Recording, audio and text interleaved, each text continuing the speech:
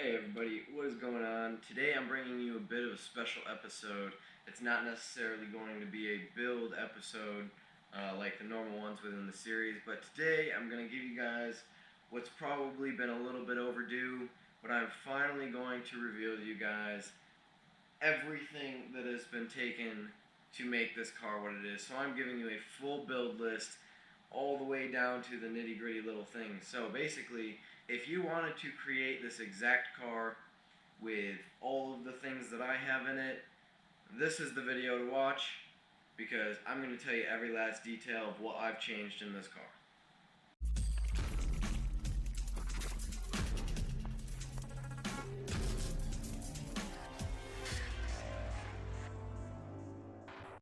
So as I said in the intro, this is a full list of everything that I've changed in the car.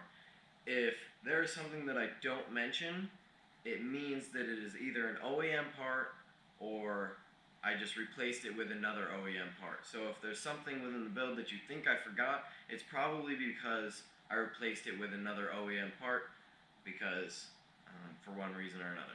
So now with that stated, let's kind of get into it.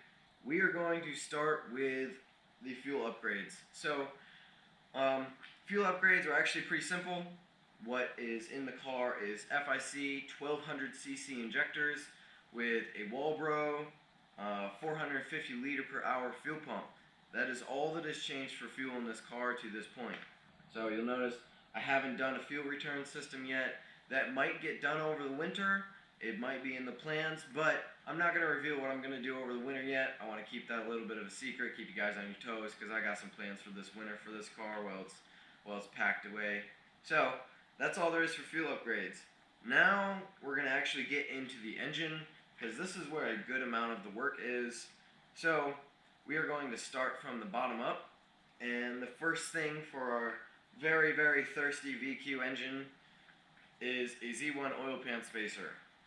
So there's, boom, number one. After that, the block was bored out to 96 millimeters, which is .020 over stock size.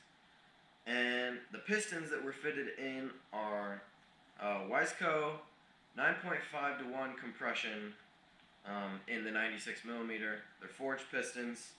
After that, we have our rods, which are Manley H-beam forged rods. And then what I actually did with this car is it has the VQ35HR head gaskets. And to do this to a DE block, there's a slight modification that has to be done to the block. However, once you do that modification, those head gaskets are a fantastic option for if you want cheap head gaskets that are going to hold you up to about 700-ish before they pop. So, pretty solid bang for buck there. After that, there are a set of cams in here. They are the JWT S7R cams. They're kind of a mid-range cam, so they're not anything huge. And then finally, to complete our engine stack, we have the Kinetics Racing Intake Manifold. Alright, and so now that the engine is all spoken for and we can visualize that together, let's get into exhaust mods, and we are going to just work our way around the car. So, straight out of the car, we have Burke resonated test pipes, and from there we have our Z1Y pipe, and after the Z1Y pipe, it is 2.5 inch stainless steel pipe that just goes straight to the hot side of the turbo.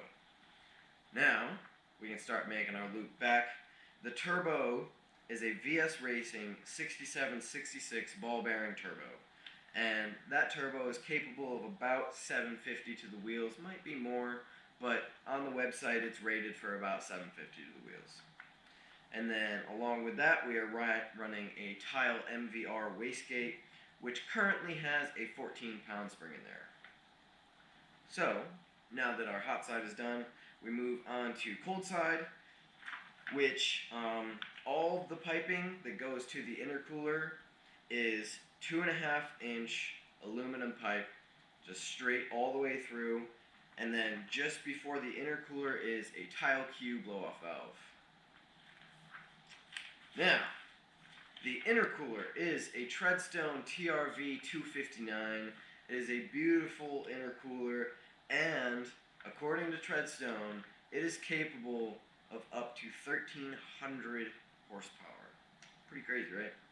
So, now, heading back towards the intake manifold is all 3-inch aluminum piping, and in that 3-inch aluminum piping is the MAF GT. We are no longer using the OEM MAF. And that piping feeds into an NWP 75mm throttle body, which then connects back to our Kinetics Racing intake manifold. So now we have made that whole loop around. Let's move into the transmission. So, inside our transmission, which is a CD009, is the Z1 performance clutch with 6-puck friction disc, along with a Z1 lightweight flywheel. And that is what there is for transmission stuff. Other than that, I really haven't had to do much. So we're cranking through this.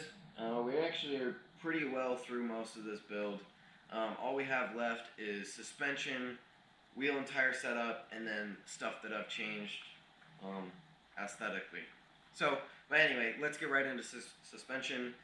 The car right now is riding on Bilstein B16 coils.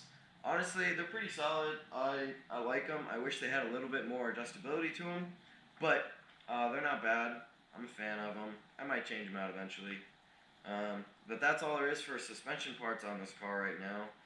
After that, our wheels and tires. The back wheels on the car are Jeg Sports Stars 15x8 with 0 offset.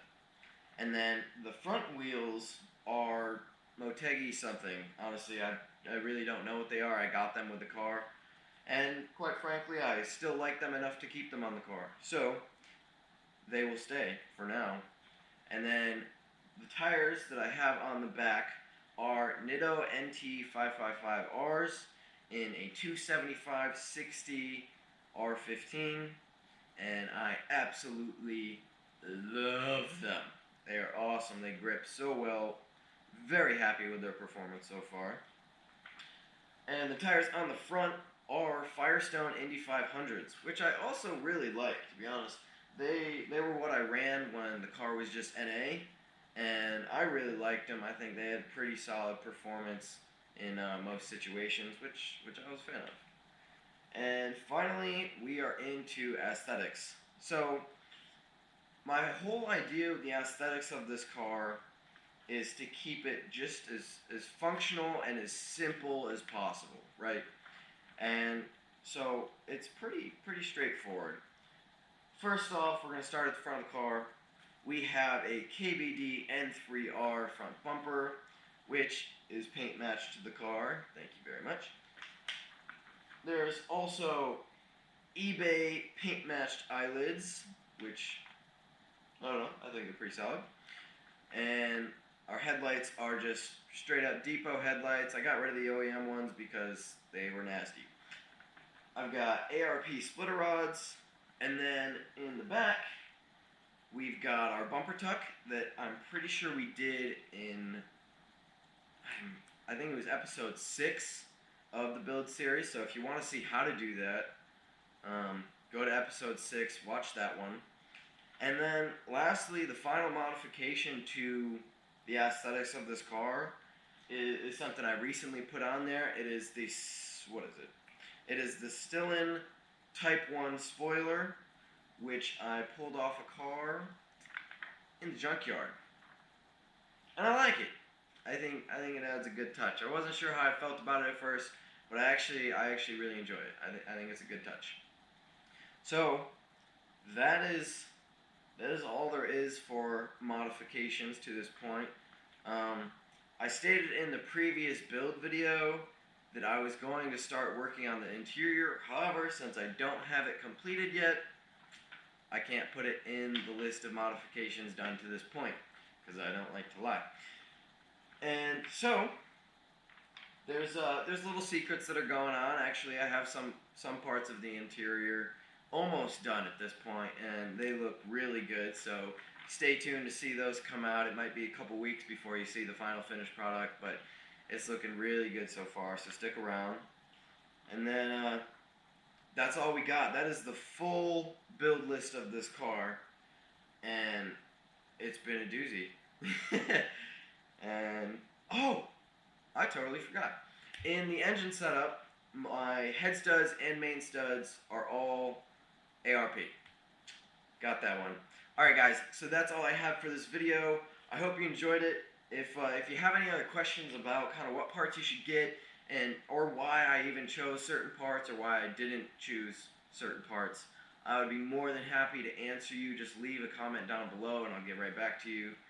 And other than that, if you haven't yet, subscribe to the channel. I'm working on getting everything in this channel as consistent as possible. I'm working on audio stuff right now, and I'm just hoping that you guys stick with me, and it's going to be awesome because this channel is turning into something great. I'm making sure I'm consistent as possible for you guys, and this is going to be awesome. So thank you for joining me for this first build that's not actually done yet, but I'm pretty happy with where it's at.